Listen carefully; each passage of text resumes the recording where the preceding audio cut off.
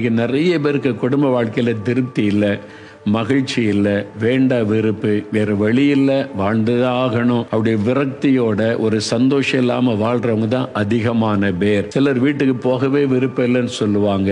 குடும்பம்னா சிலருக்கு கசப்பா இருக்கிறது. இந்த மாதிரி சூழ்நிலைகள் இன்னைக்கு குடும்பத்துக்குள்ளே நம்ம பார்க்கிறோம். ஏன் ஆண்டவர் இப்படி எல்லாம் செய்யணும் அப்படின்னு நம்ம உள்ளத்துல எண்ணம் வரும். ஆண்டவர் குடும்ப வாழ்க்கை ஆரம்பிச்சது சந்தோஷமா இருங்க, மகிழ்ச்சியா இருங்க, ஆசீர்வாதமா இருங்கன்னு தான் ஆண்டவர் ஆரம்பித்து வைத்தார். சாத்தான் உள்ள நுழைந்து குடும்பத்துக்குள்ளே பாவத்தை கொண்டு வந்து சமாதானத்தை கெடுத்து குடும்பத்தை சாபத்துக்குள்ளாக்கி எல்லாத்தையும் கெடுத்து விட்டான். அப்ப மறுபடியும் நம்முடைய குடும்ப வாழ்க்கை சரியாகணுமானா இயேசு கிறிஸ்து எந்தெந்த ரட்சகருக்குள்ள வந்து நம்முடைய குடும்பத்தை ஆண்டவருக்கு ஒப்பு கொடுத்து ஒரு கணவன் எப்படி நடக்கணும், ஒரு மனைவி எப்படி நடக்கணும், ஒரு பெற்றோர் எப்படி நடந்து கொள்ளணும், பிள்ளைகள் எப்படி நடக்கணும், ஒரு மாமியார் எப்படிப்பட்டவங்களா இருக்கணும், எல்லாம் பைபிள் இருக்கு. அந்த